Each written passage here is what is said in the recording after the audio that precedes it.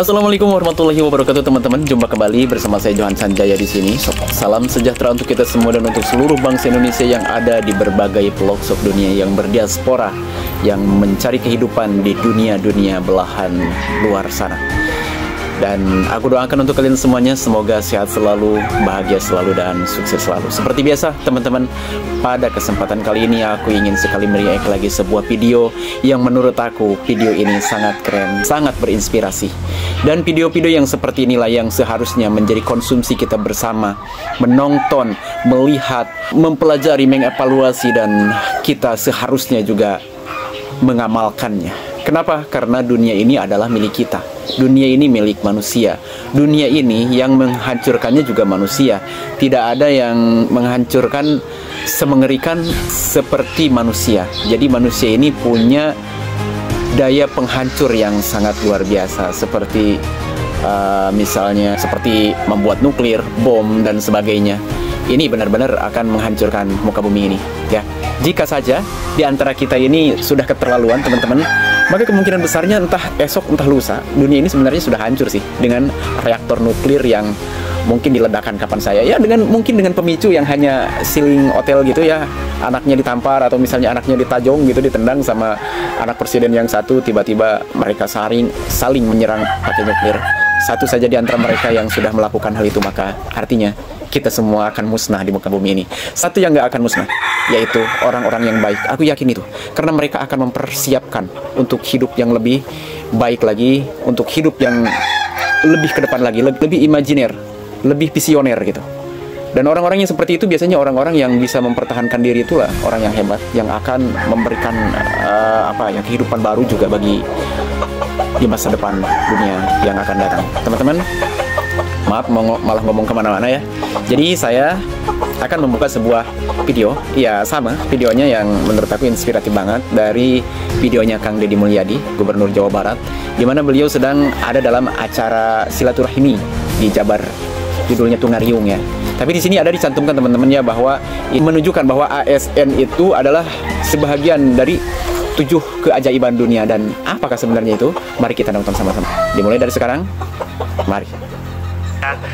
Assalamualaikum warahmatullahi wabarakatuh. Sampurasun. Pak Bupati, Pak Wakil Bupati, Pak Sekda, Kabupaten Bogor, serta unsur pimpinan daerah Pak Kajari, Badan Tindak. Terima kasih. Kagum terhadap gedung ruangan ini. Barangkali ini adalah kabupaten termegah dengan arsitektur yang luar biasa, sulit kalau dikejar oleh Pangandaran. Beda, ini Bogor. Angka APBD-nya 12 triliun, nggak main-main. 12,4 triliun, hampir setengahnya dari anggaran Provinsi Jawa Barat. Jadi kalau sudah jadi Bupati Bogor itu sudah jadi setengahnya Gubernur Jawa Barat. Tapi saya selalu berulang-ulang ngomong dan viral di mana-mana. Hati-hati terhadap tanah Bogor. Sing sahanunya ka Bogor, kaluhur sirungan kahandap akaran. Sing sahanu ngaguna sika rakyat tanah Bogor. Cilaka 7 turunan moal dihampura. Hati-hati terhadap Bogor. Mantake ulang heureuyan ka urang Bogor, bising teu bisa balik deui. Para bupati, para wakil bupati, wali kota, dan wakil wali kota yang hadir, mohon maaf saya ngajak capek, maraton. Seluruh kegiatan yang dilaksanakan semuanya tanpa rencana. Menteri bisa pagi telepon, WA, Kang diskusi setengah jam, bis itu kita ketemu yuk. Oh iya, ketemu sore aja di Bogor sekalian. Nyaris protokoler sudah hampir nggak ada. Kita bekerja sudah tanpa buku panduan keprotokolan Provinsi Jawa Barat, tetapi kita bekerja berdasarkan intuisi, apa yang mesti kita lakukan dan apa yang mesti kita benahi. Karena ini tugas berat bagi kita dipilih jadi pemimpin. Hadir di sini mungkin para camat, para pejabat eselon 2, para kepala sekolah ada hadir. Yang lihat saya itu agak marahnya, kenapa studi tour nggak boleh? Kenapa kenaikan kelas nggak boleh? Kenapa itu nggak boleh, ini nggak boleh? Semua saya lakukan, saya ingin mengembalikan pendidikan ke asasnya, yaitu mewujudkan manusia Indonesia seutuhnya itu. Apa sih sebenarnya yang ada dalam mimpi saya? Dalam mimpi saya itu saya ingin anak Jawa Barat yang miskin-miskin itu hidupnya bisa sukses. Saya ingin anak-anak Jawa Barat yang kaya-kaya itu juga bisa meningkatkan kualitas kekayaannya orang tuanya, bukan yang orang tuanya pengusaha, begitu jatuh pada anaknya perusahaannya bangkrut. Saya ingin anak Jawa Barat itu tingkat kesehatannya meningkat. Saya ingin anak Jawa Barat itu tingkat kecerdasannya meningkat. Saya ingin anak Jawa Barat itu kembali ke asas Pancawaluya, yaitu cager, bager, bener, pinter, singer. Ini nggak bisa lewat pendekatan kepemimpinan normatif. Kepada Pak Ketua DPRD, saya mohon maaf ya, nanti pulang nggak dikasih ongkos lagi berat. Walaupun DPRD nggak punya untuk ongkosinnya. Ya, apa sih sebenarnya? Nggak bisa Indonesia, Jawa Barat dipimpin dengan pola kepemimpinan normatif. Pola kepemimpinan normatif itu adalah berbasis administrasi. Berbasis administrasi itu pasti standarnya adalah RKA dan DPA. Kalau semuanya pakai RKA dan DPA, maka pegawai negeri atau ASN, para pejabat hanya akan selesai di WTP. Kalau hanya akan selesai di WTP, maka apa? Negeri ini tanpa produktivitas. Untuk itu, saya menggunakan kerangka berpikir out of the box. Apa yang ada, yang terjadi, fenomena apa yang terjadi, maka saya harus menjawab seluruh tantangan itu. Karena harus menjawab seluruh tantangan itu, maka saya harus bekerja, harus memimpin dengan intuisi. Karena memimpin dengan intuisi, tubuh saya sudah sejak kecil terlatih memiliki intuisi yang baik. Kenapa terlatih memiliki intuisi yang baik? Karena saya diajarin ibu saya dengan dua prinsip. Ujang, kasep, dedi, lamun anjen, mun maneh hirup hayang nanjung, kudu kuru cileuh kentel pejit, sederhana. Kuru cileuh kentel pejit artinya apa? Kamu matanya jangan terlalu lama tidurnya, perutnya jangan terlalu terisi oleh makanan terlalu penuh. Semuanya harus memiliki ditata dan diriksa. Maka harus mulai dari tata diri, tata rasa. Nah, seperti ini harus dibangun, Pak. Nah, pendidikan kita nggak ngajarin itu sekarang. Hubungan guru dengan murid itu menjadi hubungan yang sangat normatif. Karena kita mencoba mengadopsi kerangka berpikir pendidikan barat. Pendidikan barat, hubungan guru dan muridnya, negaranya kokoh. Guru dan muridnya diatur dalam piranti profesionalisme. Tapi gaji gurunya cukup. Nggak ada honorer. Nggak ada K3. Apalagi musim hujan. Kamu K3. K3 itu artinya halodo. Nggak ada sekolahnya yang roboh. Ruang kelasnya tertata. Sekolah adalah sebuah kesadaran. Kemudian negara hadir, menjamin kantinnya, menjamin makan siangnya, menjamin perjalanannya. Undang-undangnya berlaku. Anak-anak pakai undang-undang pelindungan anak. Undang-undang pelindungan anak dimasukkan hak dan kewajiban anak dan hak dan kewajiban orang tua. Di Amerika, anaknya nggak boleh anak pakai motor, nggak boleh. Di Inggris nggak boleh. Nggak boleh di Inggris, di Jepang, anak beli rokok, beli minuman nggak boleh. Nggak boleh di negara mereka, ketika sudah masuk jam di rumah, itu jam maghrib, mereka keluar rumah nggak boleh. Aparat negaranya hadir, orang tuanya taat, negara memberikan denda pada yang pelanggaran, semua orang taat hukum. Indonesia mau dibangun pada hubungan formal seperti itu, nggak bisa. Profesionalisme belum hadir, kesejahteraan guru masih rendah. Gurunya mah banyak honorer. Kemudian banyak K3, belum tentu juga dia fokus pada profesionalisme. Orang tuanya apatis pada anaknya, negara tidak hadir. Anak-anak di Indonesia merokok, minumannya bukan lagi yang berstandar seperti minuman yang biasa digunakan oleh orang yang punya duit. Ciu. Gimana? Minumnya ciu, oplosan. Minumnya apa lagi? Komik. Ini problem. Ini nggak bisa dilakukan pendekatan formal dengan cara berpikir pemimpin yang formal. Ini pemimpinnya harus luar biasa. Kenapa? Karena rakyatnya luar biasa. Kenakalannya luar biasa. Guru menghadapi dilema. Dilemanya bagaimana? Dilema seorang guru. Galak takut dikriminalisasi. Baik diledek. Bener nak. Kritik juga. Saya kritik guru, kritik orang tua juga. Kalau guru misalnya meminta siswa 100.000 untuk ngecat kelas, untuk gali genting, orang tua siswanya ributnya luar biasa, tapi uang jajannya sehari 50.000. Ini problem. Kalau beli baju sekolah 200.000 mahal, 150.000 sepatu mahal, tapi beli baju bebas 500.000 nggak mahal. Ini orang tua kita keadaannya. Kalau beli rokok nggak mahal, beli telur mahal.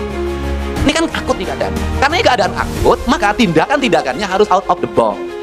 Maka saya memulai dari mana? Dari pertumbuhan ekonomi. Bagaimana pertumbuhan ekonomi? Saya bilang, ini Bank Emok tuh merajalela di Jawa Barat. Bank keliling tuh merajalela. Di antaranya suka digunakan pinjam untuk kebutuhan sekolah. Karena dari itu saya harus mengambil tindakan. Hal-hal yang memberatkan siswa, yang tidak mampu, yang menimbulkan utang baru, yang menimbulkan pinjaman baru, harus saya hentikan. Di antaranya apa? Studi banding harus saya hentikan. Kenapa? Judulnya studi itu belajar, banding itu memperbandingkan. Artinya apa? Dia melakukan pengkajian setiap peristiwa, setiap masalah, satu masalah diperbandingkan dengan yang lainnya. Anak-anak pergi ke Borobudur nggak ngerti riwayat dan sejarah Borobudur, lebih cenderung rekreasi. Ya ini problem. Maksud saya, guru atau siapapun belajar tentang akademik, dia tahu metodologi ilmiah. Nggak boleh keilmiahan dihianati oleh kalimat-kalimat yang membodohi dirinya, membodohi muridnya, dan menurunkan derajat gurunya. Saya nggak mau guru di Jawa Barat dicaci maki, diomongin jadi bahan perbincangan orang tua. Saya nggak mau. Mereka derajatnya harus tinggi, diguguk dan ditiru. Kelasnya kelas altar. Cara berpikirnya harus merdeka. Sebenarnya ini yang saya inginkan. Ini saya sayang sama guru. Makanya tindakan saya tidak cukup hanya menyetop studi banding. Tindakan saya nyiapin pengacara, nyiapin notaris. Pengacara apa? Guru yang dikriminalisasi oleh muridnya. Maka saya nyiapin pengacara sampai kapanpun saya dampingi. Saya nyiapin notaris untuk apa? Pendaftaran siswa baru nanti. Setiap orang tua wajib menandatangani surat pernyataan. Saya menitipkan anak saya ke sekolah. Saya tidak akan mencampuri sistem dan pembelajaran di sekolah. Dan apabila anak saya nakal, gurunya memberikan hukuman berdasarkan kaidah yang tidak bersifat kriminal, maka saya bersedia dikembalikan anak saya ke rumah saya. Dan saya akan mendidik oleh diri saya sendiri. Akan tak usia. Kalau sekolah, Anda nggak percaya sama sekolah, kemudian mau didik sendiri, urus kesorangan anak sia. Harus tegas. Saya gini bukan baru, Pak. Saya dulu pernah mau nutup satu sekolah gara-gara ada anak yang nyuri, dipukul oleh gurunya. Dan kemudian gurunya di demo, sekolah untuk dikeluarkan. Saya lebih memilih nutup sekolahnya dibandingkan saya memberhentikan gurunya. Saya bertanggung jawab terhadap guru itu. Pemimpin gitu. Ini harus dibenahi, Pak. Ini Jawa Barat. Jawa Barat itu provinsi yang tidak ada pemiliknya. Culture-nya hilang. Ikatan garis leluhurnya hilang. Ikatan garis leluhurnya hilang. Akhirnya semua orang menganggap ketika masuk Jawa Barat, dia bisa menghegemoni dan bisa menguasai. Hari ini nggak bisa, yang mau nak. Ini penting. Nah, ini yang didesain oleh saya. Karena desain itu, saya menegaskan berikutnya. Kepala Badan Kepegawaian Provinsi Jawa Barat, Kepala Badan Kepegawaian Kabupaten Kota ke depan, tidak boleh guru diberikan beban tugas untuk kenaikan jabatan, untuk kenaikan golongan, untuk sertifikasi. Kenapa? Itu bukan urusan guru, itu urusan Badan Kepegawaian. Nanti Pemda nyimpen pegawai ke sekolah-sekolah, ngurus akreditasinya, ngurus kenaikan golongannya, ngurus kenaikan pangkatnya, ngurus sertifikasinya. Kenapa? Guru nggak boleh ngurus itu. Tugas guru adalah mengajar, bukan ngurus administrasi. Ini konsisten. Kenapa? Beda. Guru perlakuannya beda. Karena di ajaran Kanjeng Prabu Siliwangi, guru itu termasuk adalah Rama Resi Prabu. Itu resi. Itu dihormati, tinggalnya di altar. Dia nggak boleh intervensi. Mimpinya pun nggak boleh diganggu, kecuali kawin lagi. Itu nggak boleh. Kenapa? Itu menghina gubernur. Kenapa menghina gubernur? Aing hiji teu boga sing kawin deui. Nah, tepuk tangan dong, gitu lah. Nah, ini piranti. Ini harus dibangun. Maka dari situ nanti dilahirkanlah pendidikan berkarakter. Nanti ada manajemennya, ada pengelolaannya, bagaimana bangunan desainnya, bagaimana ruang kelas. Saya sudah menyiapkan sebuah rencana nanti seluruh bangunan di Provinsi Jawa Barat bahan bakunya bambu. Tempat duduk bahan bakunya bambu, karena ini filosofi dasar orang Sunda, congo nyurup kana puhu krismanji kasalangkasa. Nah, itu kan filosofinya itu. Nah, kemudian dari situ nanti didesainkan ruang kelasnya. Saya sudah kerjasama dengan BMKG. Di Bogor bangunannya kalau ketinggiannya sekian berarti lebarnya sekian, tingginya sekian. Kalau di daerah dekat pantai bagaimana bahannya, semua dirumuskan. Nanti saya sudah gandeng nanti ITB sebagai tenaga ahlinya, UI sebagai tenaga ahlinya, Unpad sebagai tenaga ahlinya. Itu dirumuskan dengan baik, itu nanti dibuat ekosistem. Makanya nanti ada kantor gubernur wilayah Sunda Kulon, yaitu Kabupaten Bogor, Kota Bogor, Kabupaten Sukabumi, Kota Sukabumi, Kota Depok.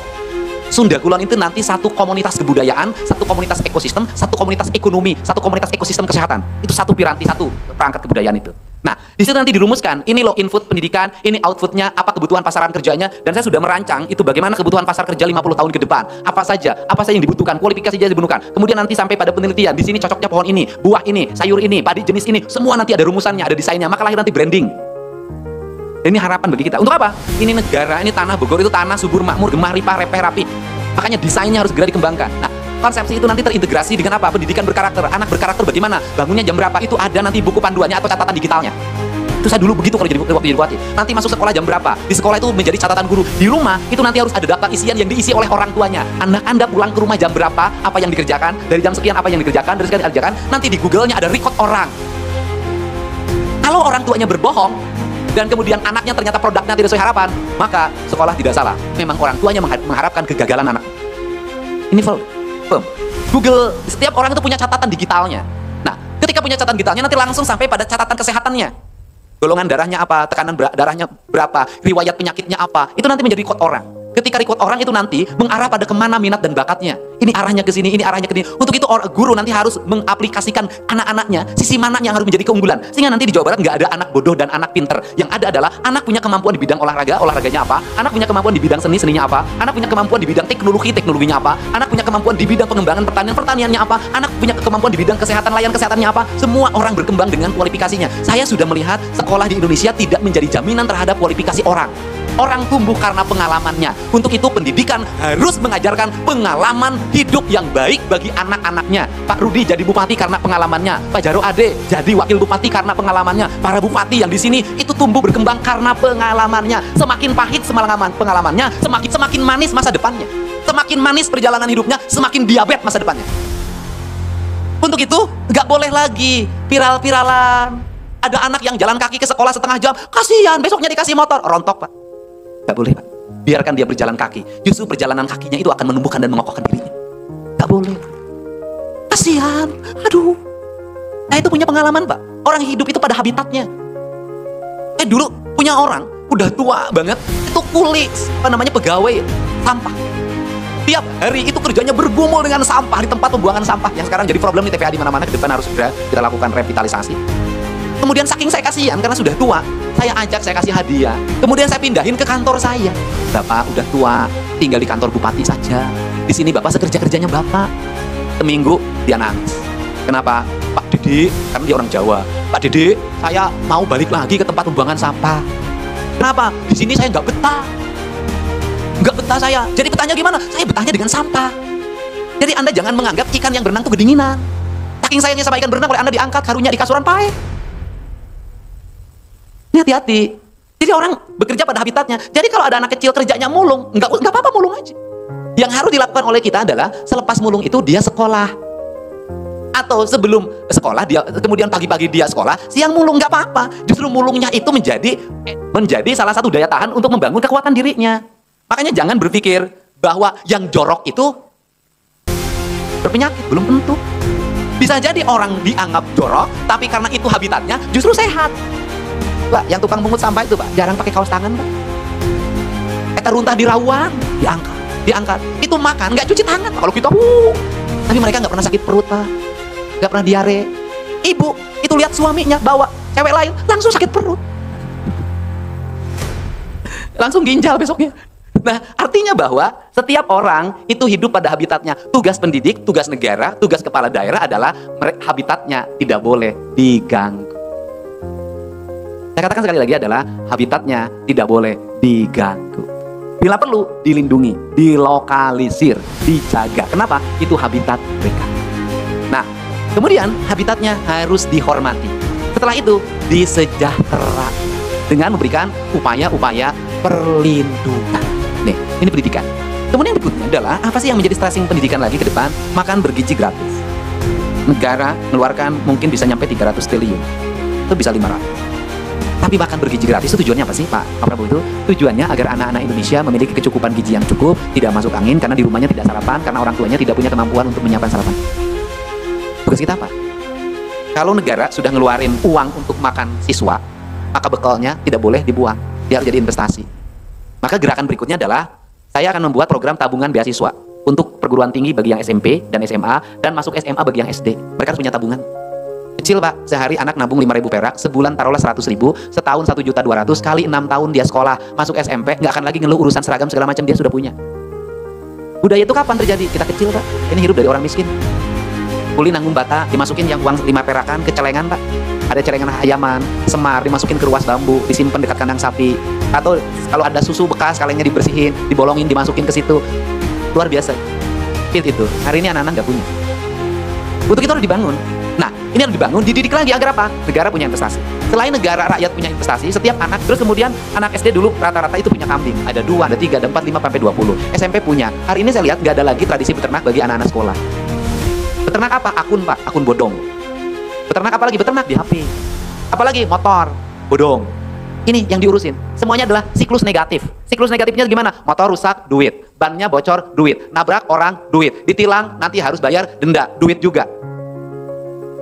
Masuk perkumpulan, dibaiat jadi geng motor, gebuk orang, harus ngegantiin, dibacok orang, harus diobatin. Saya sudah lebih dari 50 orang nanganin anak-anak yang korban pembacokan. Itu pun dia salah, keluyuran malam hari. Ujungnya apa? Ibunya bangkrut, bapaknya bunuh diri. Itu problem.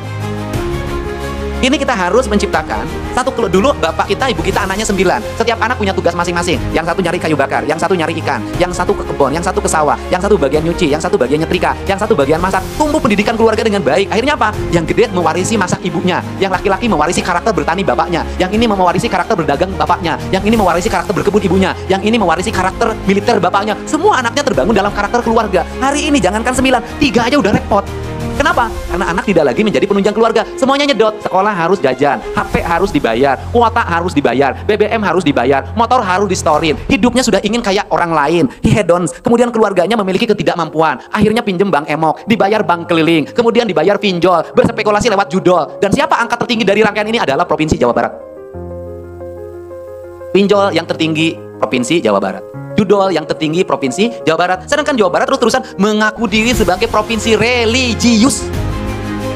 Saya udahlah kita perbaiki ini. Satu-satunya harapan adalah sekolah. Membentuk apa? Karakter.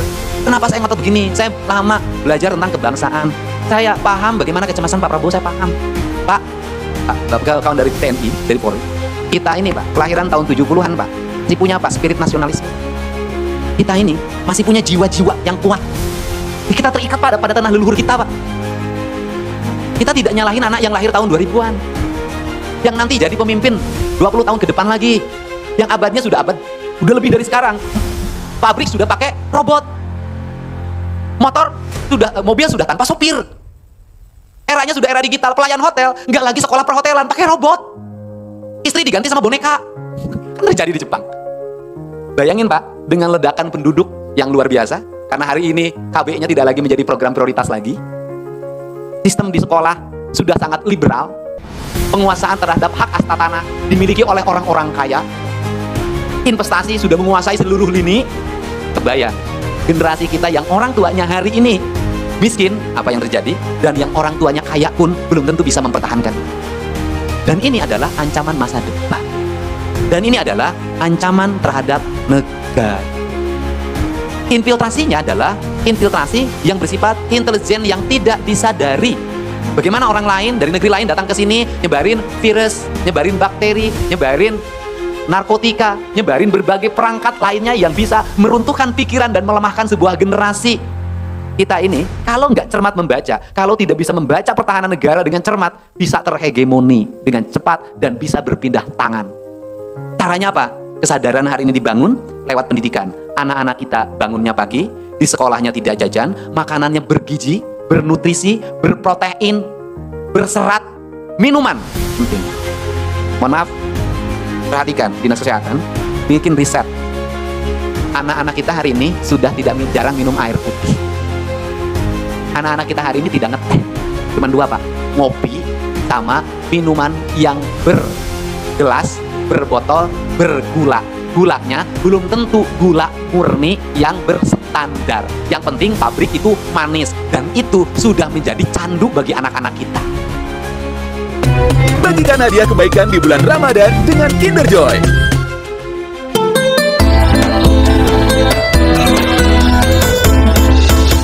Candu bagi anak-anak kita. Saya tahu tuh. Lebih iseng lagi, itu minuman bergulanya dicampur komik. Nanti para kepala dinas kesehatan periksa seluruh anak sekolah di Jawa Barat, masing-masing kabupaten kota. 1, periksa bagaimana keadaan darahnya. 2, periksa bagaimana keadaan mulut. Saya dulu rajin memberikan pemeriksaan gigi untuk mengetahui dia merokok atau tidak, dia narkoba atau tidak. Lakukan. Hari ini ancaman itu adalah ada anak-anak di bawah umur atau masih usia remaja sudah gagal ginjal. Hari ini anak-anak di bawah 30 tahun sudah gula. Hari ini anak-anak di bawah umur 30 tahun, generasi muda di bawah 20 tahun masih remaja, itu sudah punya penyakit stroke. Saya ada beberapa sampel itu. Kenapa? Problemnya adalah asupan makanan. Asupan makanannya ada 2 variabel. 1, asupan makanan yang tidak bernutrisi dan berprotein, tapi adalah racun. Racun itu hasil dari tujuan orang berdagang, tujuannya laku, apapun dimasukkan, penyedap rasa segala macam, yang penting enak dan memuaskan penggemarnya. Itu yang pertama. Yang kedua adalah hilangnya doa. Apa hilangnya doa? Tradisi makanan ibu sudah hilang dalam kehidupan kita. Hari ini anak-anak sudah tidak lagi terikat dengan ibunya dengan produk makanannya. Dia terikat sama ibunya hanya dengan uang jajannya. Ini harus berevolusi. Dibalikin, nggak bisa. Nah, kalau sudah tahapannya seperti itu, nanti meningkat pada kurikulum.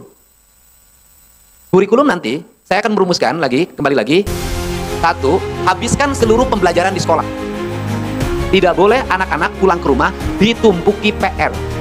Karena PR itu bertentangan dengan spirit pendidikan. Itu yang keprok, rombongan malas nih kelihatan. Kenapa bertentangan? Karena judulnya juga pekerjaan rumah. Kalau pekerjaan rumah itu, bersihin kamar itu pekerjaan rumah. Bersihin toilet itu pekerjaan rumah. Nyuci itu pekerjaan rumah. Nyetrika pekerjaan rumah. Masak pekerjaan rumah. Ngasih makan sapi pekerjaan rumah. Ngasih makan ayam pekerjaan rumah. Ngasih makan ikan pekerjaan rumah. Itu pekerjaan rumah. Tapi kalau dari sekolah dibawa ke rumah, itu bukan pekerjaan rumah, itu pekerjaan sekolah. Karena itu pekerjaan sekolah, kerjakan, selesaikan di sekolah. Sama dengan pekerjaan kantor. Jangan suka membawa pekerjaan kantor di rumah. Selesaikan di kantornya sampai tuntas, baru pulang ke rumah. Tapi jangan pura-pura menyelesaikan pekerjaan kantor, padahal punya pacar baru. Hebat, salaki urang mah. Rajin pisan ke kantor teh. Jam setengah genep tenggeus di kantor salaki urang mah. Kapake kudu nungan teh. Balik setengah 8 puting, kadang setengah 8, kadang ngenong. Saking ku kapake nah. Kemudian 2 tahun kemudian ternyata ada anak kecil nyusul ke imah. Bapak. Ini penting. Kenapa? Saya ingin sekolah fokus. Sekolah fokus, tetapi saya juga menginginkan di sekolah tidak terjadi penumpukan pelajaran. Nanti saya mau komunikasi dengan Kemendiknasnya. Kenapa? Kita ini pelajaran terlalu banyak. Karena terlalu banyak hiji ge unu apal. Letakkan kerangka dasar saja. Kalau saya misalnya SD, sudah SD ini fokus pada calistung, baca, nulis, ngitung, manual. Gak boleh pakai HP, gak boleh pakai perangkat digital. Gak boleh, kenapa? Karena otak kirinya harus dilatih. Tangannya harus sabar. Jadi orang nulis itu bukan urusan bahwa nanti tidak diperlukan sudah era digital, bukan. Dia sedang melatih ketahanan tangannya, ketahanan fisiknya, ketahanan otak kirinya, keseimbangan otak kanannya, keteguhan jiwanya. Ini penting. Kemudian menghitung, itu lagi melatih kecerdasannya, motoriknya. Biji 2 tiru 4, cager bager bener pinter singer, lalur mata air, lu buruan kantor pacamat, batok kohok wadahu. Itu pelatihan motorik. Kenapa? Di negara maju nggak ada begitu, nggak ada anak SD dikasih digital, nggak ada. Hanya di Indonesia TK sudah HP. Terus kemudian diatur jarak. Saya sudah ingin itu. Bagaimana? Jarak ke sekolahnya berapa meter? Amankah dia ke sekolah jalan kakinya? Ada ancaman lalu lintas atau tidak? Jalan kaki. Kemudian pengamanan, ada polisi, ada tentara. Kemudian berikutnya apa? Saya nggak mau ke depan anak diantar oleh orang tuanya ke sekolah. Orang tuanya ngumpul di depan kelas, saling ngomongin, nanti bikin klub kelas, mengintervensi gurunya, nanti ngatur, ribut, inung awe-awe, aduh gawe sih teh, cicing di imah pasakeun salaki maneh. Kalau nggak dulu kue nguruskan budak di sekolah, udah di sekolah tuh udah urusan guru. Nanti sekolahnya pagar yang tinggi, kasih gembok kunci, nggak boleh keluar selama pembelajaran. Kalau kaget menang asup, nggak boleh lagi ada tumpukan motor depan, suruh pulang. Kenapa? Mengganggu. Ngapain begawe nunggu anti isu ketika saya budak nak, nanti bertengkar, halus baju. Siapa yang korban? Salaki nak. Kudu naon isu kena nganjuk deh majikan panas. Nih, ini penting. Ini culture. Ini orang Sunda, Pak. Ini orang Sunda teh kieu. Bener teh? Orang Sunda teh kumaha? Wanina tukangan. Oh, Pak. Wah. Kalau ditunjuk, hese sing purungkut. Budi mah teu kenging agung ku payung butut, adiakeun kuda beureum, teu kenging nya ngabeung nya hawa teu kenging cukang. Nu batur we nu maju. Terus batur pidato dihareup, aing bisa tuh. Sunda. Orang Sunda itu punya penyakit tuh turut munding, jadi kudu dimimitian. Jadi lamun dimimitian wani orang Sunda. Dimimitian maledok orang Sunda. Tapi giliran ditewa unung aku. Nah, ini maksud saya tuh lagi mau melapori nyali. Orang Sunda teh punya nyali, wanian, maunya maung borangan. Ayo. Gitu loh. Ini penting. Nah, ini nah, setelah itu tingkatan yang berikutnya adalah pada kreativitas publik. Ini sampah nanti dikelola, Pak. Nanti ada konsultan-konsultan yang membidani wilayah sekolah. Ada konsultan dan dia ngajarin bagaimana ngelola sampah, bagaimana merawat industri lingkungan. Terus dia jadi mentoring. Nah, ini yang saya lakukan. Bahkan saya nanti punya program untuk SD dan SMP, terutama SD. Saya ingin program nanti tuh bawa sampah ke sekolah ditukar telur. Nanti sampahnya dikumpulin di sekolah, nanti diolah organik anorganik jadi kerajinan, jadi apa terus. Ini harus dibuat. Kemudian setelah itu tingkatannya apa? Pada tingkatan uji kreativitas. Nah, uji kreativitas bagaimana? Samen itu kembali pada mengembalikan kembali kreativitas siswa untuk berkreasi. Mohon maaf, sekarang kenaikan kelas kelulusan pakai event organizer. Tahu saya kok. Pakai IO, pakai band yang harganya 150 juta, penyanyi dari Jakarta. Risia. Konser. Ya, yang orang kaya nggak ada soal. Anak mah Ici, ini nyembang emok. Ini. Nah, kemudian ini harus dikembali lagi anak tumbuh kreatif. Nih industri film, nanti teman-teman bupati wali kota mungkin ada yang pemain artis, nanti bikin lomba bikin film pendek untuk anak-anak SMA. Bikin lagi. Saya rencana itu ke depan, itu kalau nggak tiap sekolah, minimal satu kecamatan saya akan bangun gedung untuk pusat pertunjukan siswa agar tidak nyewa. Yang kayak gini nanti ada setiap kecamatan. Saya rencana begitu. Nah, nanti setiap siswa itu terus berkreasi dan orang tuanya bisa melihat bagaimana perkembangan siswa, anak-anak didiknya. Ini kalau sudah seperti tingkatannya, maka sekolah, negara memberikan subsidi bermanfaat, bangunannya baik bermanfaat, biaya orang tua turun, angka kesehatannya meningkat. Ini target saya. Kemudian angka pertumbuhan ekonominya baik, kemudian pengeluaran lebih sedikit dibanding pendapatan. Ini merubah, Pak. Kalau para menteri biasanya pendekatan teknis, saya pendekatan culture. Ini cara merubah manusia. Terakhir, alamnya harus diurus. Nggak bisa, alam harus diurus. Kenapa? Saya boleh bercerita deh. Kita ini alam, Pak. Kita ini tanah, kita ini air, kita ini udara, kita ini adalah panas matahari, Pak. Yang dirindukan manusia siapapun, rumah segede apapun, berapa puluh miliar bangun rumah, tetap kerinduannya pada dua, ke gunung dan ke laut, Pak. Kenapa? Karena itu kecenderungan manusia sebagai bahan habitatnya. Kerinduannya apa? Melihat matahari terbit di sebelah timur dan tenggelam di sebelah barat. Itu yang dikejar. Kenapa? Kita ini bagian dari matahari, kita ini bagian dari angin, kita ini bagian dari tanah, kita ini bagian dari air. Kita pasti merindukan dia. Syaratnya satu, negara tidak boleh merusak angin, tidak boleh merusak matahari, tidak boleh merusak air, tidak boleh. Kenapa? Akan melahirkan manusia yang depresi, stres, duit banyak tapi gelisah, duit banyak tapi berobat terus. Saya ngomong gini, Pak, ya tidak berarti saya membanggakan diri. Saya menekuni itu sudah 20 tahun, Pak. 20 tahun saya hidup tanpa obat, 20 tahun saya hidup tanpa dokter, 20 tahun saya tidak pernah ke rumah sakit, kecuali yang kemarin Pak Dokter Terawan, karena itu bagian servis dia, karena saya menjadi relawan COVID. Hidup, dan hidup bahagia tanpa istri, Pak, itu penting. Jadi kalau ditanya, Kang Deddy kok bugar terus? Kang Deddy kok puasa nggak kelihatan jalan cepet? Saya ini nggak sahur, Pak. Saya hanya minum air putih, itu tradisi saya sejak SD. Nggak pernah sahur. Sahur saya adalah minum segelas air putih, titik. Apalagi sekarang buka saya, itu nanti bukanya tuh, saya tuh sebenarnya kumpul kayak gini tuh menyiksa diri, Pak. Karena saya harus melepaskan tradisi. Bagaimana tradisi? Buka, minum air putih, 3 butir kurma, titik, sudah selesai. Nanti ketemu lagi makan pisang jam 7:30. Nanti makan nasi 1/4 jam 8 kurang 1/4. Itu kebugaran hidup saya. Kalau diundang Pak Rudi saya harus makan, diundang Wali Kota Depok saya harus makan. Itu menyiksa, badan saya sakit-sakit, tidak terbiasa. Ibu-ibu juga saya tahu, persis saya. Harus makan manis-manis, korma 5, kolak saringko, bubur kacang saringko. Terus minum es, kalapa, hajarku kejo, awak liur, gula naik, tekanan darah tinggi naik. Makanya saya menjadi aneh dari sisi statistik. Semestinya bulan puasa kebutuhan pokok menurun. Kenapa? Konsumsi gula menurun, konsumsi garam menurun, konsumsi sayuran menurun, konsumsi nasi menurun. Harusnya nurun, saya terbalik, bulan puasa naik, konsumsi naik. Mohon maaf, ini umat Islam harus segera mengevaluasi. Ada yang salah tata kelola puasa kita. Ada lagi yang puasa, Pak, bukanya 3 kali. Jam 10 buka, jam 12 buka, giliran buka bersama buka juga ada juga pas gitu. Saya nggak usah sebutin siapa. Saya punya teman, Pak. Tiap saya perhatikan siang makan nasi Padang, Pak. Tapi giliran nanti sore ada jadwal buka puasa, Pak Gubernur. Siap saya hadir siap tadi nyatu cekain teh. Tapi sama yang seperti itu kita jangan lantas menghakimi. Kenapa? Bisa jadi kemampuan beribadahnya hanya sampai jam 12. Bisa jadi dia puasanya tidak hebat, tapi amal ibadah bagi-bagi rezekinya bisa lebih hebat dari kita. Nggak boleh. Itu loh. Nggak, jangan menghakimi, kok mana itu puasa, sia doraka. Jangan begitu. Kenapa? Puasa itu untuk kita, bukan untuk orang lain. Itu penting. Dan biasanya yang suka galak dalam puasa dan agul itu pendatang baru. Kalau pendatang baru puasa itu dilihatin lemesnya. Lihat orang makan, sia teh, dakar sia teh, musyrik sia teh. Nah itu biasa pendatang baru dalam berpuasa. Kalau orang yang sudah nggak berpuasanya udah biasa, lihat orang makan senyum bila perlu, ini makannya, ini minumnya gitu. Gitu. Jadi kayak saya itu sudah bukan pendatang baru lagi, udah tamat tirakatnya. Kenapa? Lihat orang kawin saya sudah nggak tergoda. Nah ini Piranti ya, untuk itu para kepala sekolah, nanti juga saya akan kumpulkan para kepala sekolah yang kemarin saya ancam kasih hukuman. Kita ini lagi merevolusi pendidikan, kita lagi merevolusi birokrasi. Birokrasinya pok pek pak, nggak usah lagi berbasis. Dan saya kasih tahu pada birokrat siapapun, hitung-hitungan lah. Nah, kalau ada dari dompet keluarin Pak. Kenapa? Rezeki itu semakin kita berikan semakin bertambah. Tambahannya apa? Sehat badannya, bahagia keluarganya, sehat anak-anaknya. Hirup jangan koret. Kenapa? Allah itu punya cara untuk menghilangkan rezeki kita. Koret, tapi ditipu wae. Koret. Tapi kanu gelis mah berehan. Mengelikeun mobil, geus dipangelikeun mobil, dikawin batur jadi hater. Nah, jangan nyindir ke saya, enggak saya enggak, bukan pengalaman. Saya tidak pernah menyesali sebuah peristiwa yang terlewati. Kenapa? Karena setiap peristiwa itu adalah cara menuju kesuksesan hidup. Itu. Nah, jadi kalau Anda disakiti oleh suami, Anda bersyukur. Kenapa? Anda lagi dibukakan pintu untuk mendapat suami yang lebih hebat dari dia. Kalau Anda disakiti ini, jangan sakit hati. Sedang memberikan jalan untuk mendapat yang cantik, yang baik, yang lebih dari dia. Itu. Hidup itu lebih baik punya istri itu 4 tapi solehah, daripada 1 bengek, cerewet, timuruan wae, rugi lah. Pokoknya cari istri itu kan harus enak didengar. Kalau pengen cari istri pengen enak didengar, carilah penyanyi enak didengar. Gitu loh. Kalau enak dipandang, carilah penyanyi yang cantik. Ya itu enak didengar dan enak dipandang.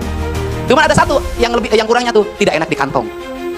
Lo badang dana, bisa masak. Kalau ada yang mencetan rugi, mending kene nu di imah, kurang masak, kurang mencetan, dibere eta. Dan saya ingat ya, istri-istri ibu bapak semua itu termasuk 7 keajaiban dunia. Yang terakhir nih, 7 aja nih 1 menit lagi. Apa 7 keajaiban? Digawe jadi camat di Bogor, SK-na di Bank Jabar. Itu SK-nya saya tahu PNS ASN itu ada yang sisa 500, ada yang sisa 200, ada yang minus tapi bisa nyeun imah, nyakolakeun budak. Pamajikanna bisa kene beli skincare, arisan kene nyandung di si belegu teh eta. Itu termasuk 7 keajaiban dunia, di antaranya ASN. lagi yang 7 keajaiban dunia. Bupati dan wali kota terpilih. Beak gede tapi seri wae. Itu 7 keajaiban dunia tuh seri we. Gitu. Untuk itu saya ucapkan terima kasih ya, hari ini bisa bertemu. Kita memiliki spirit yang sama, tekad yang sama, bekerja. Sudahlah, jangan pernah hitungan. Saya tidak mau lagi di Jawa Barat ada spanduk yang bekas pilkada masih ada baligo masih ada keberantakan, ada sampah, ada segala macam. Pak Prabowo sudah menginstruksikan bikin satgas sampah. Pokoknya Jawa Barat kudu bersih, gemah ripah, repeh, rapi, Canggulan, 14, Jalan Gede, Sasapuan, nganang, nganing, ngenah nyandang, ngenah nyanding, tapi tong nyarandung. Itu saja, terima kasih. Wallahu muwaffiq ila aqwamit thoriq. Assalamualaikum warahmatullahi wabarakatuh. Sampurasun. Adalah video yang menurut aku sih mind blowing banget ya. Dan alhamdulillah sih kita memiliki kepemimpinan yang luar biasa seperti beliau. Saya sih berharap ya kedepannya itu kita bisa lebih banyak lagi memiliki pemimpin yang otaknya itu udah out of the box lagi. Sudah di luar tulisan lah hidupnya itu. Melainkan semua tuh melalui intuisi, berjalannya semua tuh sesuai dengan intuisi. Bukan setiap gerakan itu. Iya, ada ketidaksetujuan ya dengan yang namanya itu pekerjaan rumah untuk anak-anak sekolah itu. Karena apa ya? Karena mereka ketika sampai rumah itu hanya melakukan hal-hal belajar yang di sekolah, sehingga anak itu tidak punya kreativitas sendiri. Dia malah terpaku pada aturan-aturan atau terkunci atau terikat gitu oleh sebuah aturan-aturan yang sebetulnya ya nggak penting-penting amat gitu. Nah selain itu juga misalkan jadi malas pada akhirnya, dia tenaganya tidak kuat karena di rumahnya terus dimanjakan gitu, apalagi sama orang tuanya ngomong, ayo harus belajar terus-terusan, belajar nulis terus-terusan gitu. Ya sebenarnya itu juga tidak menguatkan. Sebenarnya saya punya satu cerita sedikit ya, cerita kecil yang mungkin ini bisa berdampak positif sih. Jadi gini ya, kalau zaman-zaman dahulu tuh kawan-kawan ya, teman-teman semuanya, ketika orang-orang pendekar zaman dahulu, mereka itu memiliki kekuatan itu ya karena mereka berlatih ya. Dan ternyata mereka itu tulisannya itu lebih baik daripada tulisan orang-orang biasa. Karena apa? Ya karena tulisan ayunan kanvas atau ayunan kolamnya itu sesuai dengan ayunan pedang gitu. Jadi kalau tulisannya bagus, maka kemungkinan di saat perang menggunakan pedang pun itu akan lebih tajam atau lebih pas atau lebih akurasinya itu lebih kuat gitu. Akurasinya itu lebih tepat gitu maksudnya. Nah, karena itu makanya dulu tuh belajar nulis juga, tapi belajar pedang juga gitu. Kalau zaman dahulu itu nggak melulu saja belajar nulis gitu. Belajar dengan cara sekolah, di rumah juga harus belajar dengan cara rumah gitu. Seorang ibu harus mengajarkan anaknya itu kayak mengajar masak, mengajar apa gitu. Ya kan nggak mungkin keluar sekolah nanti semua jadi sarjana gitu. Ngapain juga jadi sarjana, itu nggak selalu penting gitu. Kalau menurut aku sih, kan ternyata masih ada banyak orang tuh yang kerja itu kan berbagai-bagai ya, ada berbagi-bagi gitu. Ada yang kerja jadi seorang chef, ada pekerja menjadi seorang nelayan. Semua tuh kalau sesuai keahliannya, sesuai kemampuannya atau keahliannya itu keluar dari kebiasaan aja, maksudnya luar biasa gitu, itu akan memberikan kehebatan, akan memberikan keuntungan yang luar biasa gitu. Misalnya bertani juga, bertani itu banyak kok orang yang sukses dengan pertanian gitu, kalau dia itu ya mampu menggunakan otaknya itu dengan sempurna, dengan maksimal. Bukan hanya mampu sih, tapi mau atau ada yang mendorong gitu ya. Terus lagi misalnya menjadi seorang nelayan juga, ada juga banyak orang yang nelayan itu dengan sukses yang menjangkau langit gitu. Ya karena apa ya? Karena mereka terus beradaptasi, terus berinovasi. Bertani dengan berinovasi keren, berlayar dengan berinovasi juga keren. Ya seandainya ada orang yang sekolah lalu masuk pabrik, kalau nggak ada inovasinya ya cukup sampai di situ aja. Bahkan sekolah yang bertahun-tahun itu ketika pulangnya ya justru dia hanya menjadi pengangguran lagi gitu. Karena apa ya? Karena inovasi dan sistem kreativitas di dalam otaknya itu nggak berjalan. Karena sejak kecil sama guru, sama orang tuanya dikungkung, nanya nggak boleh, berbuat lakar nggak boleh. Jadi untuk mengembangkan kinerja otaknya itu nggak maksimal. Nah oleh karena itu saya hanya bisa ya segitu-gitu aja ya, hanya bisa mendorong untuk semuanya lebih berkesadaran dalam belajar. Bahkan saya juga tidak terlalu suka melihat orang tuh dalam satu tempat terkurung gitu. Ya jalan dimanapun oke. Ya walaupun mungkin ada untuk beberapa orang terdiam di dalam sebuah tempat itu baik, ada juga yang sesuai karakteristik orang-orangnya berangkat. Ya, baik. Dan ada juga tadi ya pengelolaan sampah. Ya alhamdulillah sih di berbagai daerah itu ya sudah bisa mengelola sampah dengan baik, sehingga itu tidak terlalu buruk lagi untuk daerahnya. Tapi masih banyak negara atau masih banyak daerah, pelosok-pelosok daerah, terutama orang-orang yang ada di daerah luhur gitu. Ya seumpama buang-buang sampahnya itu sembarangan, semua tuh tertarik ke sungai, mempat dan menjadi planet sampah dunia ini gitu. Sampah. Jadi sampah ini juga harus diolah. Dan ada juga tadi seperti Kang Deddy mengatakan bahwa akan dijadikannya sampah ini ditukar gitu dengan telur. Ini sih keren juga. Ini sangat keren juga. Karena apa ya? Karena sampah ini sebenarnya ya ada manfaatnya dan bisa jadi banyak manfaatnya. Misalnya sampah organik. Yang terpenting itu kayak gitu ya teman-teman ya, semuanya, ibu-ibu, bapak-bapak semuanya tuh. Yang penting tuh kayak sampah organik tolong dipisahkan. Nanti dibuang di halaman rumah aja udah habis tuh, dimakan sama ayam kalau yang organik. Nah yang plastik ini disimpan baik-baik, dirapatkan, bila perlu kumpulkan dalam satu tempat, nanti juga laku. Ada yang beli sekarang ya. Dalam satu tempat itu ya di daerah saya, di daerah Sukabumi sana. Jadi ada yang beli itu, dihargai oleh mereka dan itu bisa jadi cuan. Nah udah gitu juga kalau tidak dibuang ke sungai, maka di sungai itu tidak akan menghabiskan dana negara. Ya kayak misalkan sekarang yang sering dilakukan oleh Kang Deddy ya, mengeruk sungai, sampah itu terus dikeruk, itu tuh menghabiskan ratusan juta bahkan miliar. Itu artinya merugikan negara, ya kan? Hanya sampah segede gini loh, itu bisa merugikan negara. Gimana itu kalau ceritanya sampahnya kita tanggulangi sejak dini, sejak dari rumah kita, sejak dari mobil kita. Misalnya kita dalam mobil nih makan sesuatu yang sampah, kita simpan baik-baik, kita bawa ke rumah. Contoh di Jepangnya keren banget ya, nggak hanya di Jepang sih, seluruh negara-negara maju tuh mereka itu ya sudah begitu sadar akan hal itu.